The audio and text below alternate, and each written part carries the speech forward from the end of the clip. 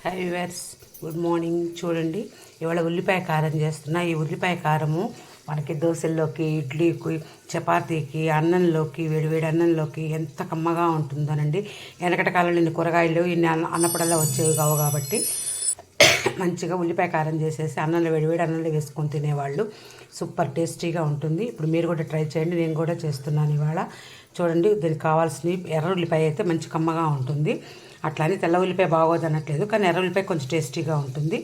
ఎర్ర ఉల్లిపాయ big size అండి. ఇదిగోండి, ఈ గడ్డ, ఈ మాత్రం గడ్డ.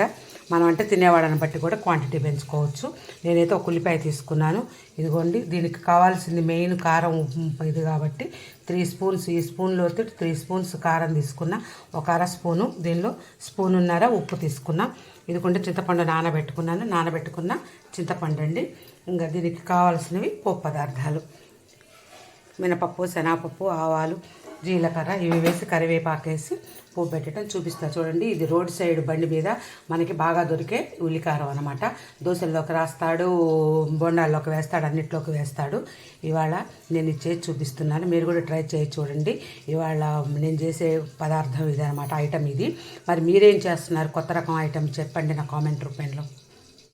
ఇలా పోపు పెట్టేటప్పుడు ఇంగువ కారంలో కనుక ఇలా వేసుకొని పైన పోపులో వేయకుండా ఇలా పచ్చడి పైన వేసుకొని కనుక పోపు దీని మీద గుమ్మరిస్తే గుమ్మలు ఆడిపోతుందండి కారం అయితే.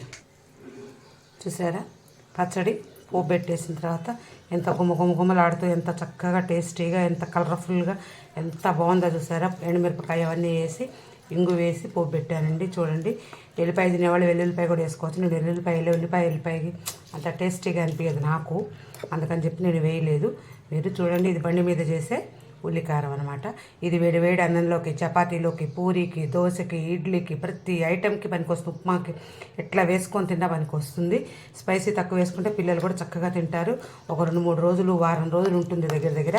దీనిలో మనం పెద్దగా వాటర్ కలపం కాబట్టి చక్కగా ఉంటుంది.